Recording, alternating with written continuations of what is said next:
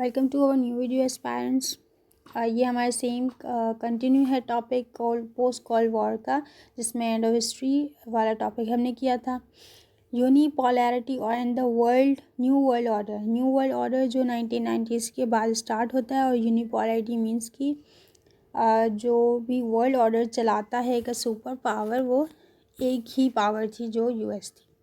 वो इराक जो था, जो सोवियत यूनियन ख़त्म होने के बाद स्टार्ट हुआ। United States emerge as a sole super power. United States जो था वो एक अकेला सुपर पावर इमर्ज हुआ।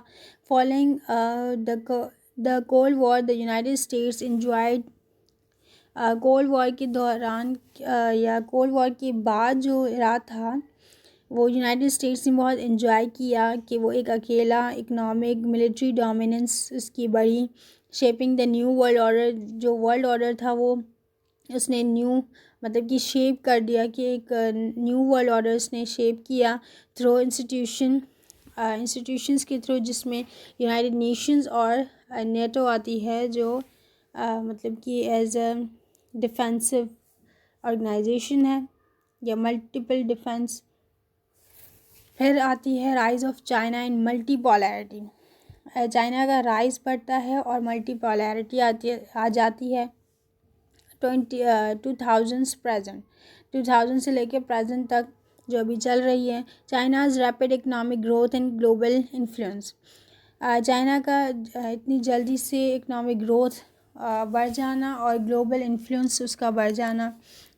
फिर emergence of China as a challenger to the US led order has resulted in a more multipolar world with diverse power dynamics. अब US को threat होता है और वो चैलेंजिंग, चाइना भी उसके लिए एक चैलेंजर होता है कि वो मल्टीपोलर वर्ल्ड की तरफ, वर्ल्ड को मल्टीपोलैरिटी के थ्रू के तरफ बढ़ा रहा है। और पावर डायनामिक्स जो है अब चेंज हो गई। पहले पावर जो थी वो मिलिट्री पे डिपेंड करती थी, लेकिन अब पावर जो है वो इकॉनमी, मिलिट्री और मतलब कि वर्ल्ड ऑर्डर जो है वो मल्टीपोलैरिटी की तरफ जा रहा है। फिर आता है regional conflicts.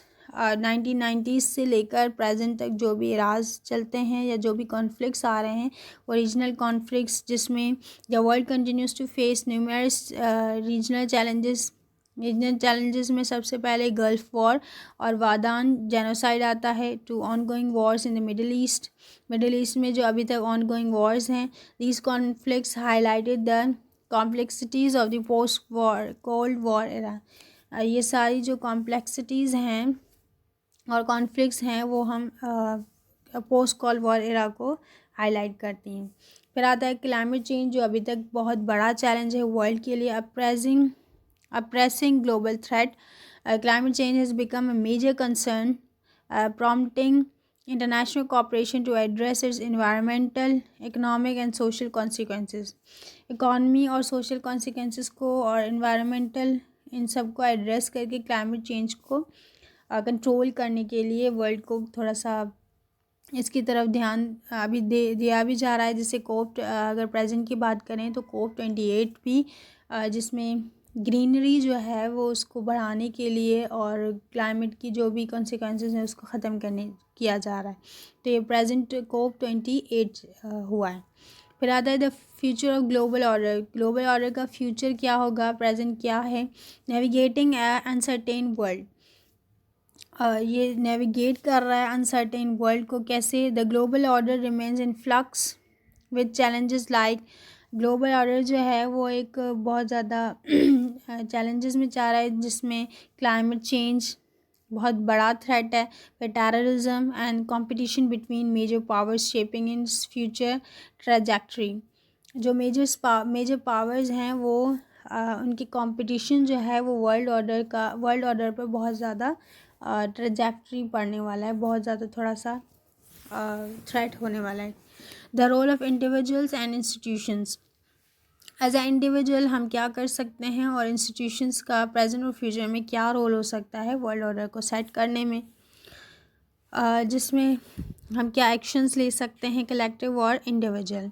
Addressing global challenges requires collaboration, innovation and effective governance through international institutions and individual responsibilities, हमारे ऊपर जो भी रिस्पॉन्सिबिलिटीज़ हैं हम उनको देखें और कलेक्टिवली इंटरनेशनल इंस्टीट्यूशंस के थ्रू, या जैसे अब सोशल मीडिया का पीरियड चल रहा है, तो हम अपने चैलेंजेस और ग्लोबल चैलेंजेस को भी देखकर फिर हम जो भी हम इंडिविजुअल रिस्पॉन्सिबिलिटीज़ हम उसको पूरा कर सकते हैं।